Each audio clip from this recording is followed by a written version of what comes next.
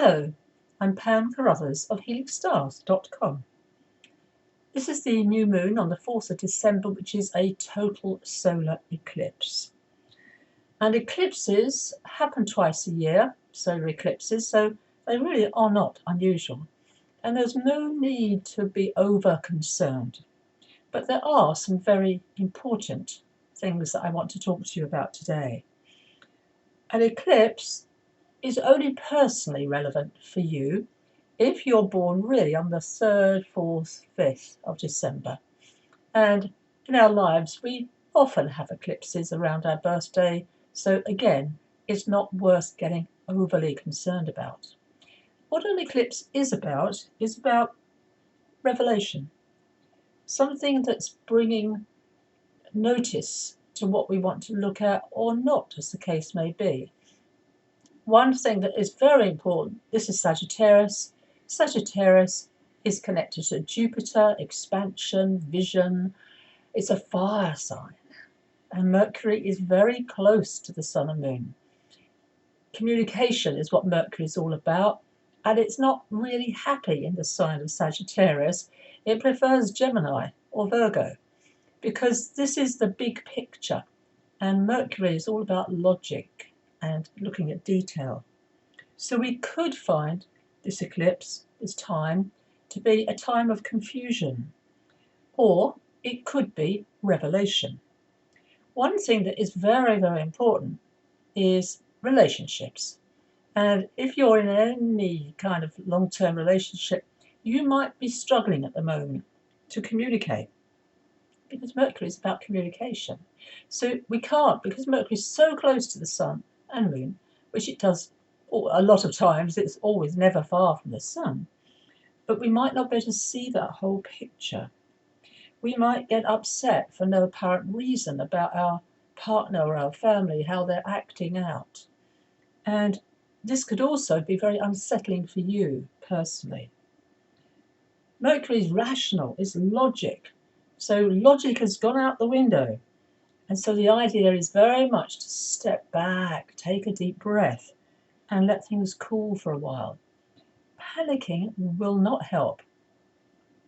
So also, Mercury is about information on the mundane level, and we are not really being told the whole truth at this time. And also, one very good piece of advice, check any information from more than one source to hopefully discover what is the real truth. Now, Uranus is the planet of change in a difficult relationship to this eclipse. That dotted green line is called an inconjunct, and the inconjunct is very much about letting go. Uranus wants change, often for change's sake. It's the freedom, it's the rebel. And what is interesting at this new moon solar eclipse is Saturn. Saturn is here in Aquarius. Those two planets are lining up. They will form this tight square by the end of the year. But Saturn at the moment is in a good relationship to the solar eclipse. And Saturn in Aquarius is all about fairness. It's all about relationships, humanity, and it's grounding. And that is a good thing to be happening. The other thing I'm noticing very clearly is Venus. Venus is now moving through Capricorn and joining Pluto very soon. This is happening on the 11th of December, then again it'll be the 25th of December, then again next year. Venus goes retrograde on the 19th of December, very close to Pluto, that'll be at 26th of Capricorn. And Venus stays in Capricorn until March the 5th next year. So this is a really important time for you, wherever that Venus is activating Pluto. And I've got a masterclass all about this soon, about the themes of 2022. Now, just to recognize also Mars in its own sign of Scorpio, there it is up there. And that is another very difficult relationship to the wounded healer archetype, Chiron.